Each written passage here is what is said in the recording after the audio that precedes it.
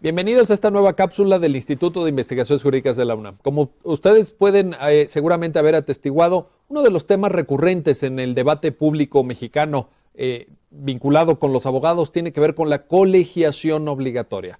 Este tema que ha generado debate, que ha generado posturas encontradas, que ha generado diferentes apreciaciones y opiniones en el foro, en la academia, entre funcionarios públicos incluso, y que de alguna forma tenemos que atender y tenemos que resolver, la colegiación obligatoria de los abogados.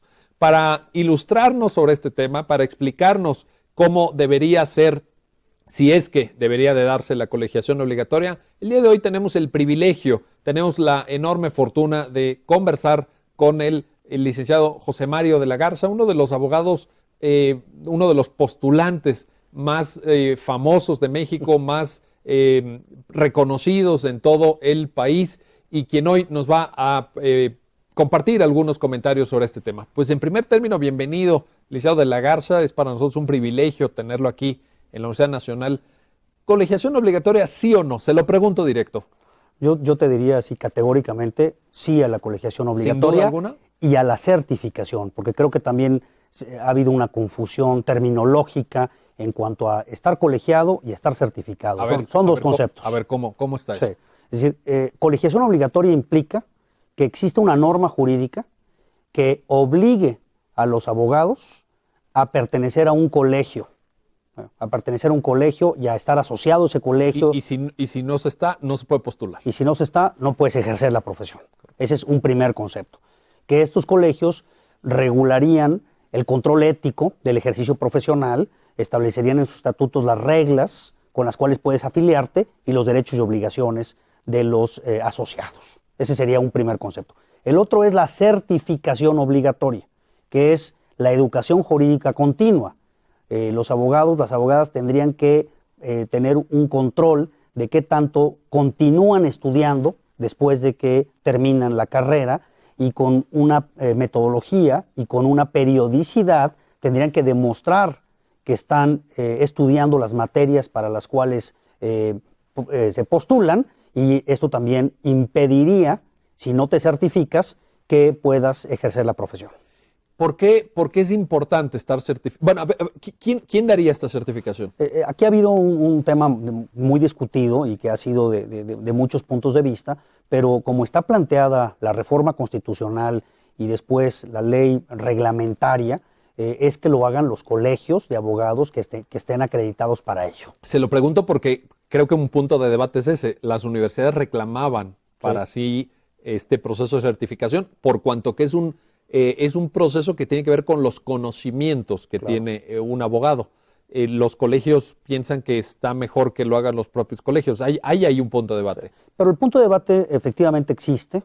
Ha habido manifestaciones de universidades, tanto públicas como privadas, cuestionando la reforma que se propone, pero creo que el punto se podría resolver estableciendo un sistema de puntaje o un sistema de meritocracia de manera objetiva, que permita que un abogado tome los cursos en cualquier institución, universidad pública o privada, o en un colegio, y establecer un criterio de cuántos puntos te dan estas acreditaciones de educación continua, de forma tal que diríamos, por poner un ejemplo, para que un abogado en México pueda ejercer la profesión, requiere tener 100 puntos.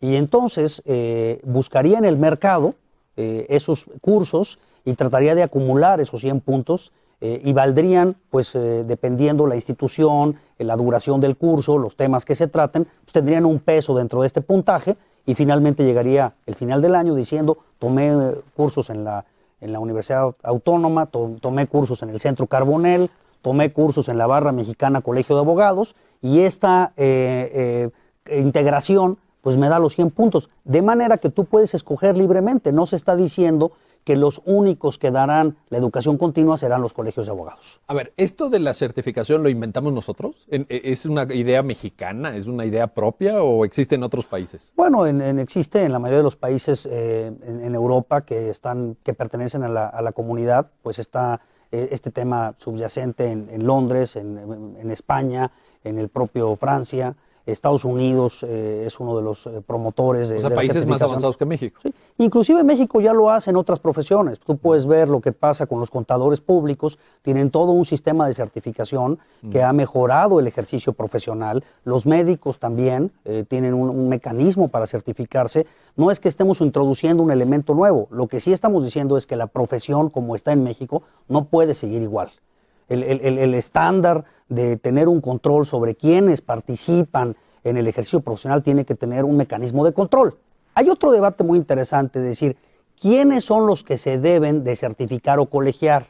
Los académicos, podría ser, los abogados que no litigan asuntos, que no van a postular a los tribunales, que simplemente dan asesorías también. Ese es un debate que hay que resolver. Por ejemplo, los funcionarios públicos. Los funcionarios públicos que están dentro también de una organización, pues deberían o no. Aquí creo que también la discusión ha estado centrándose hacia la propuesta de ley secundaria, cuando ahorita lo que tenemos en la agenda es la reforma constitucional al artículo 5º. Porque se requiere, ¿verdad? Se requiere para evitar la promoción de juicios de amparo argumentando una libertad en el ejercicio profesional. Se requiere modificar la Constitución en el artículo 5º, en el artículo 28, que habla sobre los monopolios, para decir que los colegios no llevarán a cabo una actividad de tipo monopólica, y se pretende también en el 73 darle facultad al Congreso para expedir una ley general que regule el ejercicio de la abogacía.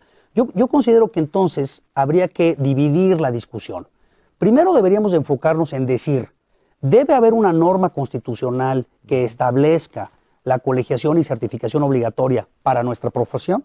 ¿Debe estar en el marco constitucional? Y la respuesta es... Y la respuesta para mí es afirmativa. Sí. Entonces, pero ese es un concepto macro Sí. de norma constitucional. Sería el primer paso. Sería el primer paso. Ahora, vamos al siguiente paso.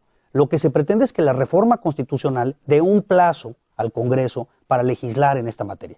Y ahora lo que yo he visto es que la discusión que han hecho algunos en contra de la colegiación se ha centrado en el segundo nivel, que es la ley secundaria. Cuando no hemos dado el primer paso. Cuando no hemos dado el primer paso. Y claro, en la ley secundaria habrá muchos detalles. Sin duda. Alguien decía, entonces un estudiante de Derecho que obtiene su título no va a poder ejercer la profesión. Bueno, habría que ver de qué forma lo regulamos en la ley secundaria. Pero creo que el debate en este momento en México deberíamos centrarlo en decirle al Senado, debemos de regular la profesión, debemos de elevar el estándar ético. Creo que ese es el de los puntos más importantes. Bueno, en eso parece haber un consenso. En eso parece un consenso, pero también creo que y se introducen distractores tratando de traer los temas de la ley secundaria que son muy específicos, que son muy técnicos. Cuando eso corresponde a un segundo momento. Cuando eso corresponde a un segundo momento. A ver, usted es un abogado muy exitoso, un abogado muy reconocido que tiene su despacho en San Luis Potosí. Es quizá uno de los abogados que trabajan en el Editorial de la República más afamados de México. ¿Cómo se ve este tema desde el interior de la República? Porque hay quien dice que este es un tema elitista, es un tema de abogados que tienen sus oficinas en Paseo de la Reforma, sus grandes despachos. ¿Cómo se percibe desde el interior de la República? ¿Es correcta esta percepción de que es un tema elitista la colegiación? No, es una percepción equivocada. Es decir, lo que sucede en provincia, yo en mi carácter de primer vicepresidente de la Barra Mexicana Colegio de Abogados, viajo constantemente a los estados donde tenemos capítulos y la percepción es que es urgente a nivel local establecer un diferenciador objetivo de quién es quién en la abogacía. Ellos lo reconocen esta urgencia. Claro, y también desde la perspectiva del consumidor de servicios. El problema en México es que alguien que va a contratar un abogado no tiene un parámetro para saber quién es quién. No sabe si el abogado ha sido sancionado, si tiene algún procedimiento disciplinario, si ha cometido faltas de ética. No sabe, no tiene a quién preguntarle, no tiene un parámetro de consulta para saber si el abogado que está contratando le va a responder. Entonces, lo que le urge al abogado en provincia es tener este diferenciador que finalmente lo que va a hacer es un proceso de decantación y de diferenciar quiénes son los abogados que cumplen con estándares éticos, quiénes son los que estudian, quiénes son los que hacen actividades pro bono en favor de la comunidad, servicios gratuitos, y quiénes no. Y entonces eso va a empezar a crear un sistema diferente hasta para contratar abogados. La pregunta sería, ¿tu abogado tiene código de ética? ¿Tu abogado estudia de manera continua los asuntos y los temas para los que te ofrece? Porque hoy pasa esto. Abogados que ofrecen ser asesores de cualquier materia, ¿no? Igual llevan un asunto en materia familiar que un juicio de amparo. pues eso sabemos que en la práctica es imposible. Es imposible, no se Tienes puede. que especializarte. La pregunta para un consumidor sería, ¿el abogado que estás contratando tiene esa experiencia, está tomando cursos, está actualizándose o simplemente obtuvo su cédula en 1970 y no ha vuelto a tomar un curso? Creo que eso es, me parecería que en eso no hay discusión. Sí hay una discusión a nivel secundario, como lo decíamos, y creo que ahí va a ser muy enriquecedor todas las posturas y todos los puntos de vista. Y se vale discutir. Y se vale meter normas que protejan y que, por ejemplo, decían, los abogados que no tienen recursos económicos en México, Claro. que ¿cómo le van a hacer para pagar El tema las de, cuotas? de las cuotas como una barrera. Como una barrera de acceso, ¿no? Correcto. Entonces, ¿Ahí qué pasa? Bueno, pues ahí hay que establecer un sistema de un subsidio, de un mecanismo en donde el Estado haga una excepción, en donde los colegios puedan afiliarlos, en donde haya un régimen que permita que un abogado que tiene pocos recursos, que está iniciando, pues pueda acceder a colegiarse y a certificarse. Pero son temas de excepción, de ley secundaria, de detalle, en donde tendremos que definir y tendremos que juntarnos todos, las universidades, los investigadores, los abogados, y tendremos que hacer una mesa de discusión para decir ya cuál es el nivel de detalle. Bueno, pues tenemos mucho por platicar, mucho por pensar, mucho por reflexionar. Muchísimas gracias. Gracias licenciado por la José Mario de la invitación. Es un placer siempre estar aquí con ustedes. Bueno, muchísimas gracias. Pues como ven, el tema de la colegiación, que es un tema recurrente en estas conversaciones del canal de YouTube del Instituto de Investigaciones Jurídicas de la UNAM, da para mucho debate, da para escuchar a muchas posturas, pero lo cierto, recupero una reflexión de José Mario de la Garza, lo cierto es que nadie puede estar satisfecho con cómo estamos ahorita.